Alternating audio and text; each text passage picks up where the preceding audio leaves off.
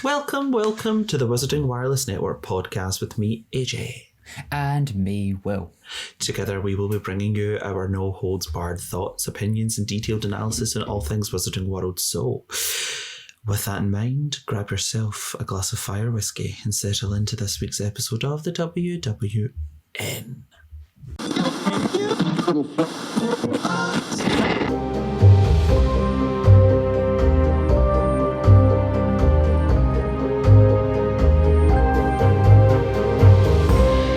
To the Wizarding Wireless Network with your host AJ and Will, streaming to you on all of your favourite podcast providers and on YouTube.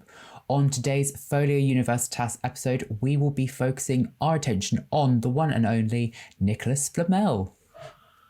Oh no, we're not. It's going to be the Philosopher's Stone. It's going to be even more in depth than that.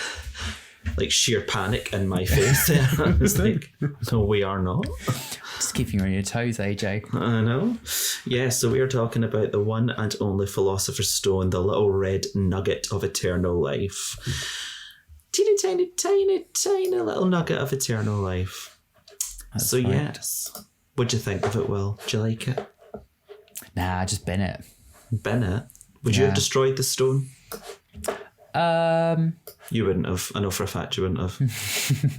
I probably would have done what Flamel said. And what he did is get enough elixir to last a little bit longer and then destroy it. But saying that, how long is a little bit longer? Couple of hundred. I know, but that's the thing. It does make me wonder if like Nicholas Flamel is still alive. Do you know what I mean? Yeah. Like, well, just kind of like hidden and kept going, sipping on like a drop of elixir. Yeah, pretty much. Because I don't know if it was a case of if you had to drink it and then that would be you, or you had to keep drinking it. I think by the sounds of what Dumbledore says at the end of the Philosopher's Stone, I think you have to keep drinking it to keep going. Yeah. The fact that Flamel needed to have enough elixir to set his affairs in order, I think just demonstrates the fact that you'll probably have to, once you started, you keep going. It's a bit like heroin.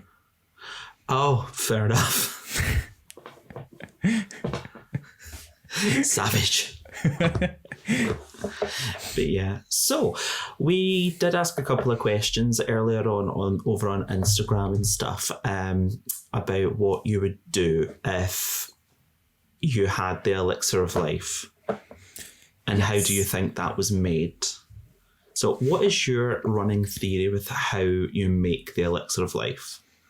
So I purely from kind of like the size of the stone, like it's going to run out eventually. And I think actually it would be a case of boiling the stone. It looks like something that's been mined and the stone sits in the potion as you make it. Uh-huh. That's my working theory with it at the moment. Yeah. What about you? That's what I thought.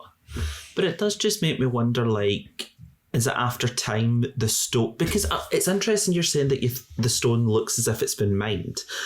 Because I don't know how you would mine for a Philosopher's Stone. But I get where you're coming from with that look. Do you think, like, the creation of it was never properly established? We just know that Nicholas Flamel created it, but there was no indication as to how he actually done it. Could you just imagine if he was doing, like, an extension to his Parisian flat one day and just knocked through a wall and found it? Just doing an extension and just like... He's like, oh, that brick's a bit redder.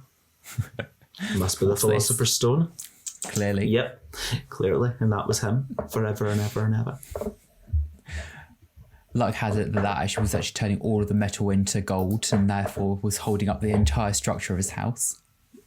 Literally, he is making bank, that man.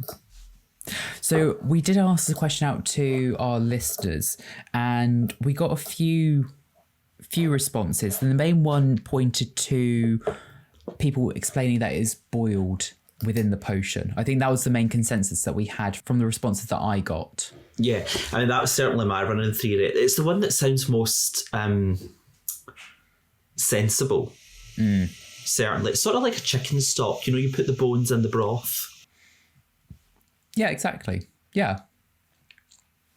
Because I think last episode we were talking about a few working theories that it was either kind of like you chip off a little bit each time.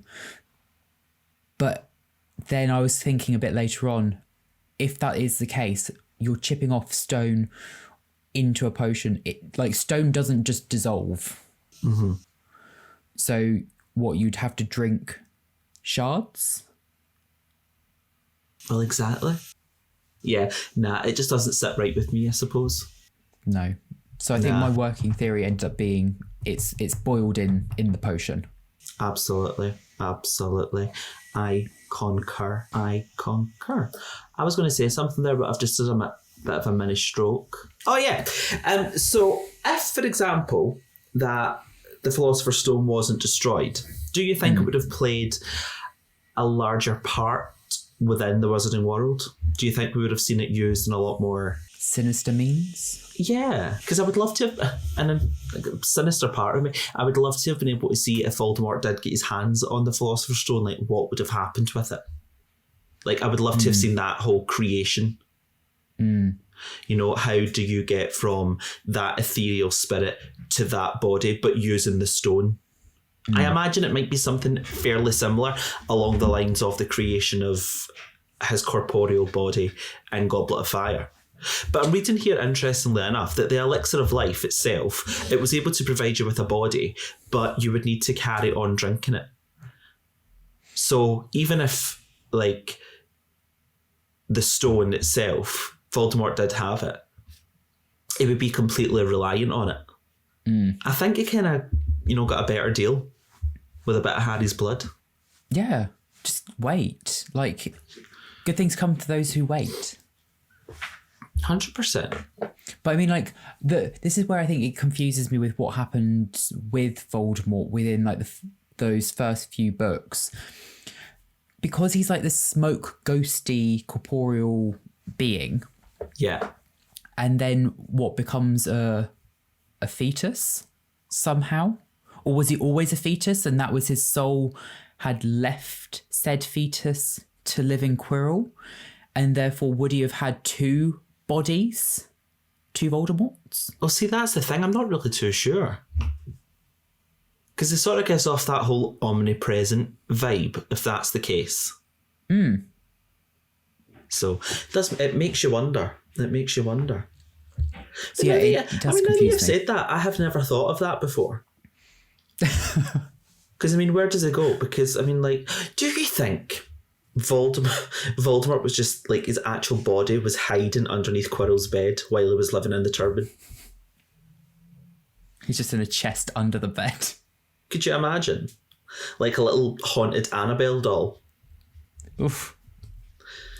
That's not an image. No, not at all. I know. But saying that, once Professor Quirrell died and ultimately that body of Voldemort was destroyed, you did see the soul leave, but where did the soul go? Well, it goes back to Albania, apparently. But to where? But into who? That's what I mean. What? Did the spirit become the fetus? Was the fetus just lying in the forest of Albania and no one stumbled across it, thought it was a dead deer or something? Oh. Do you know what I mean? I don't understand what that bit is. I kind of want books 1 to 4 from Voldemort's perspective. Mm-hmm. Yeah. That would help us a lot. It really would. I feel like we need to get some canon involved in this. We need to get something written, set in stone. This is what I should have expected from the Time Turner section in Cursed Child. Yeah, 100%. Have you seen Cursed Child yet? No, I haven't. Oh, I know. You need to go. It's a very good stage show. I know. I want to go for the show itself. I just can't with the story. Yeah. I've got the screenplay. I know roughly what happens in it. I just can't with the story. Mm-hmm. Yeah, the story is a bit hit and miss, but the stage show itself is gorgeous. Absolutely Gorgeous.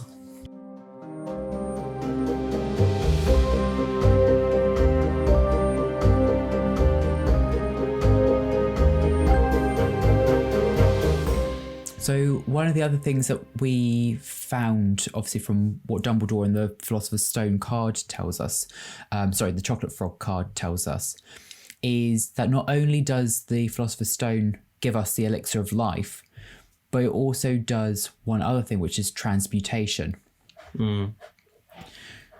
Which is then, for those who don't know, with transmutation is then changing metals from one to another. Yeah. Something I wish I could do. I'd be so rich. I know it does make you right. I know it says transmutation from one metal to another, and I know they say it can transform any liquid, is it not any metal, into pure gold. Mm-hmm. But I mean, with the way the current market is, could you not like change it into a different metal? Do you know what I mean? Well, like platinum. Yeah, exactly. Get a bit more money. Bit more bang for your buck.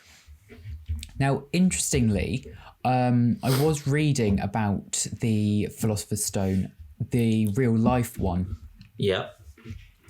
And it actually had quite a lot about what it was able to do. Mm-hmm. I did a bit of digging, and I did a bit of course, I did a bit of detective work. And I kind of ended up working backwards. Uh-huh. So the main bit, so this is with Britannica guides. Okay. Uh-huh. So I did quite a lot of sifting for this. The most common metals that were known to have been affected by the Philosopher's Stone in the Middle Ages were things like iron, lead, tin, and copper. Okay. Okay. Very important with those four. These metals, when put under heat and were added with the Philosopher's Stone, would produce gold and silver. So it's just an alloy? That's basically what I deduced. So I then got a bit more digging. Was this new alloys they were discovering at the time, but then because of the colour of them, they thought it was gold and silver, when actually it was things like brass and steel. Interesting. Because I then was doing some digging around different alloys. Yeah. So brass, quite plainly, is then copper and zinc. Mm-hmm. So if the Philosopher's Stone was a powdered zinc, when added to copper as the base metal, you would get gold, because you would get a gold-like substance, a gold metal. You then have zinc and iron, which creates a kind of silverish ingot. So like an antique iron. Mm-hmm. And then things like steel would just be heated up iron.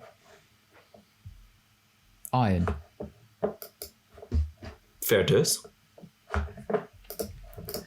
Yeah. So I think what they were stumbling upon with the Philosopher's Stone was actually early creation of alloys. Mm-hmm. Yeah, so, probably. I mean, like historically, that does seem like a solid theory. I mean, I've just cracked the Philosopher's Stone, but you know. Yeah, you have to be fair. Here endeth the episode. Bye. Coming back though to the wizarding world, so we've sort of discussed what Harry and Ron would do if they had the elixir of life and transform any metal into gold. What do you think other characters would do, just say if they had unlimited wealth? So like Hermione, what do you think she would do with it? Because part of me thinks, well, for one, she wouldn't even use it. I think this is what I was going to go with. I think she is one of the people where it'd be a case of, no, I'm just going to save it. Yeah. Like put it in an investment fund. Yeah, put it into an ISA, leave it for a few years, wait until I need it, and then dip into it when I'm older. Fair dues. Fair enough. What about Ron? Well, he said he would get his own Quidditch team, which, to be fair, I think he would still do. We know what his mum and dad did with their wealth when they got it. They went all on a massive holiday and went off to Egypt. But I think I would sort of stick with Ron's instance of get the Quidditch team. But then again, on the other hand, I think he would make sure that his family are well looked after. As in all of them. Like, I think the Burrow would have a massive revamp. I don't think, though, they would move out of the Burrow because they've made it quintessentially their own. Because when Fred and George get their wealth, they never moved out of it. Yeah. I think this is very much the difference between like the Wizarding World and kind of like normal people when it comes to like home ownership. I think the Wizarding World is very much a case of heritage because there's so little Wizarding World properties, essentially. What you have is what you have as a family. Yeah, absolutely.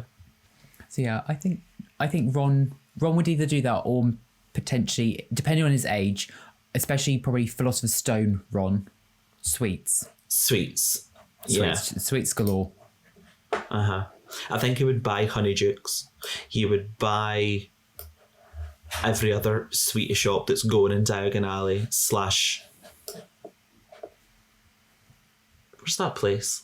Hogsmeade? That's the one, Hogsmeade. Yeah, I feel like he would just buy them out of house and home. He would be the Willy Wonka of the Wizarding World.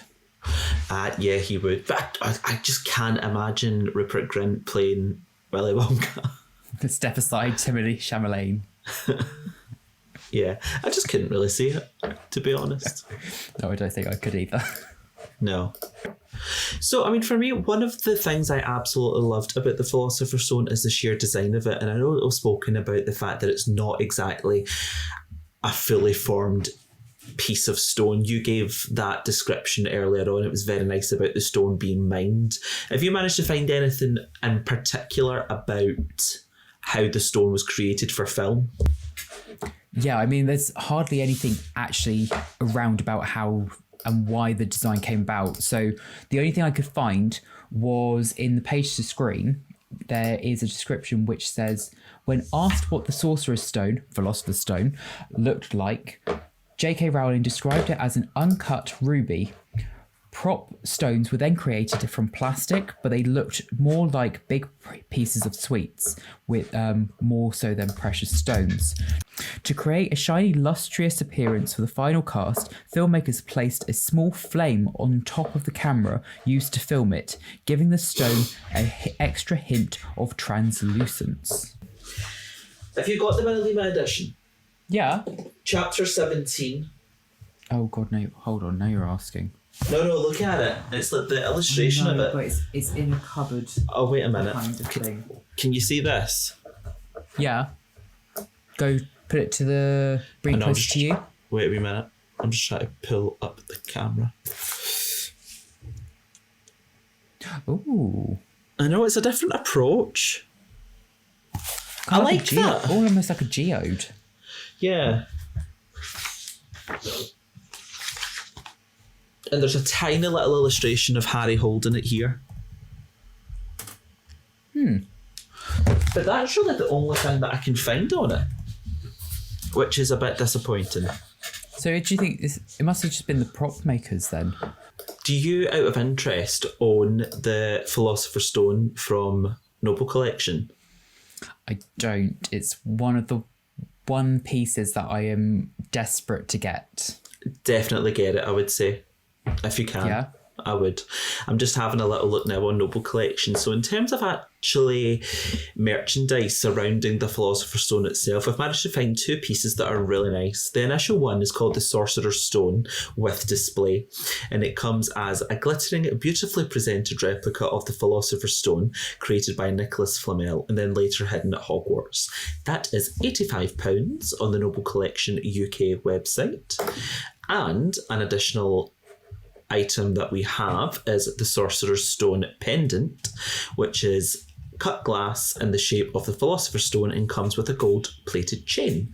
That costs 50 galleons. Well, I mean, personally, out of the two, considering there's not that much in terms of price difference, Yeah. I probably would just go for the stone display. Yeah, absolutely. Or what you can do is go over to Etsy and get one for £19.30. That's a bit more reasonable. Yeah, But just does a it tad. come in the glass dome? No, it just comes on a leather plinth, which I don't imagine you get. Do you know Now, what I the mean? only thing is that I've noticed with Noble Collections, and you're going to have to help me with this because I know you have this in your collection. Yeah. On the picture, it looks as though on the base of where the Sorcerer's Stone, the Philosopher's Stone sits, Yeah. is a plaque that says the Sorcerer's Stone. It surely does. Does it say Sorcerer's Stone? It surely does. Oh, no. Yeah. Oh, yes, it does. I know, much to my chagrin. That's not right. I know, c'est la vie.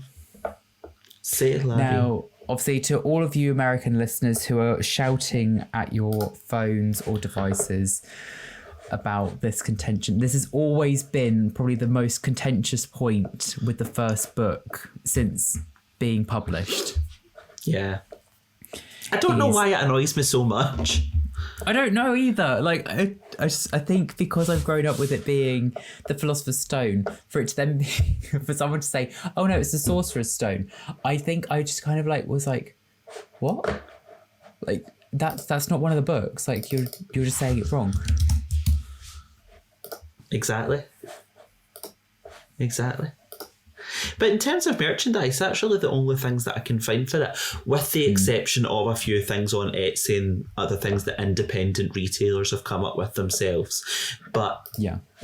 if we're going to really be talking about early 2000 Harry Potter film merchandise, we need to get Greg in for this because he is obsessed. What is And it? Greg is like the expert when it comes to early merch. Yeah, absolutely. So I am going to have to defer to him on that at some point. I'm now looking on eBay for Philosopher's Stone stuff. To be fair, it's where I got my Ravenclaw diadem from.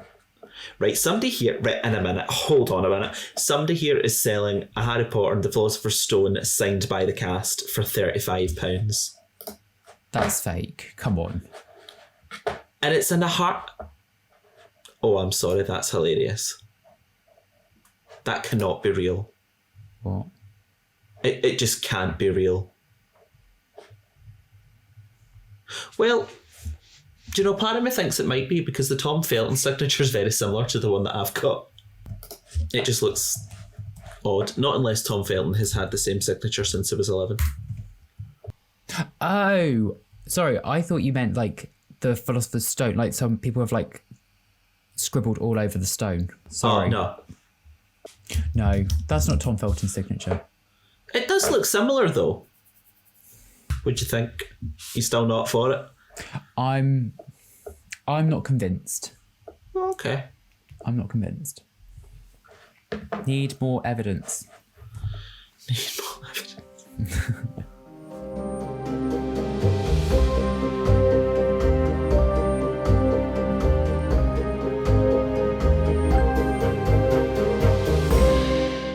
So I mean, realistically, there's not that much to go on with the Philosopher's Stone, considering it's the main plot point of the entire first book. There's hardly any information out there really about it. Yeah, I know. Do you know, I was thinking about this earlier on because the creation of the stone is still very much ambiguous as to how it's actually created, but the destruction of it's almost the same. But my running theory with that is, and I don't know how you would, if you would agree or not, but it does make you right, albeit yes, it is a stone, but I imagine it would be destroyed in the same way that a Horcrux would be. Because if you think about it, a Horcrux is a dark object. The Philosopher's Stone, arguably, a very good object because it's got very positive outcomes. So I don't see why it wouldn't be able to get destroyed in the same means.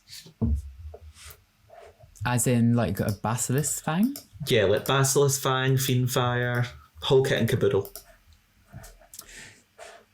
See, I don't know, I don't know why, but as you were describing all of that, all I had was an image of Dumbledore and Nicholas Flamel sitting down on a table, and essentially they crushed the stone and snorted it. Let's go with a bang. Woo! One final hurrah. I don't know why that image just popped into my head as you were saying that. I wish it hadn't. You've sullied the good name of Flamel. Yeah, I don't know whether or not actually it would be similar to a Horcrux in that regards, actually, of being destroyed. But in a way, I think you're definitely onto something in terms of the destruction. It has to be something that doesn't leave any trace of it. Yeah. Like if you let's say like the use of the stone was to put it in the potion and boil with the potion. Any remnants of this stone, any chip or nugget left of it could be used to make the elixir. Yeah, absolutely. So for it to be destroyed, it needs to be like completely gone. Or do you think they just used a banishment charm on it, got rid of it completely? You know, because instead of like, you can't exactly hide it, and as you say, if it was crushed, a little remnant of it could still be used. So do you think they've literally just banished it? Sent it to like another dimension. Yeah, because I mean, is it not Luna who says, so if something's banished, it's sent into nothingness, which is to say everything? Oh, what? As the answer to that riddle? Possibly. Or was that Professor McGonagall? I think that's... I think it's McGonagall, isn't it? Yes, with the Carrow. That's the one. Oh, it's into non-being. Into non-being, which is to say everything. Yeah, so in Harry Potter and the Deathly Hallows, Professor McGonagall is asked the question, where do vanished objects go? By the Ravenclaw door knocker, to which she replies, into non-being, which is to say everything. This suggests that vanished objects cease to exist until they are reconjured. Plot twist! Philosopher's Stone sequel. See, all of these things that they could have gone with a sequel for Cursed Child. Yeah. But we don't know.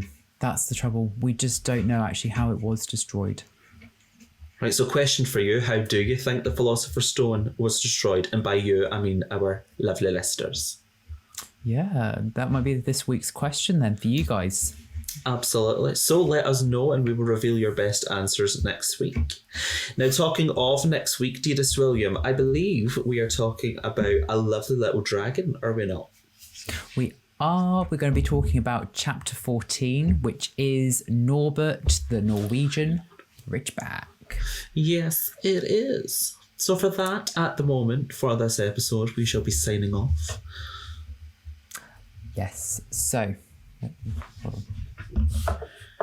Just wait till Will loads up his script, inevitably gets it wrong and repeats it again. No, I'm going to get it right first time. Thank you very much. Okay, let's see how you do. Let's go. So, yes, guys, thank you so much for listening. And as always, keep your radios tuned in for next week's episode, which is going to be chapter 14, Norway... I hate you. I fucking hate you, Jinx. Way! Norway dragon. So thank you guys so much for listening, and as always, keep your radios tuned in for next week's episode, which is going to be chapter 14, Norbert the Norwegian Ridgeback. So if you haven't already, make sure to subscribe to the podcast down below, leave us a comment for your answer for this week's question, and make sure to favourite our podcast over wherever you stream your pods to make sure you never miss an episode and see our lovely faces every week. So with that, I will say to you, Cherry Bubbles, Kindest regards. bye-bye.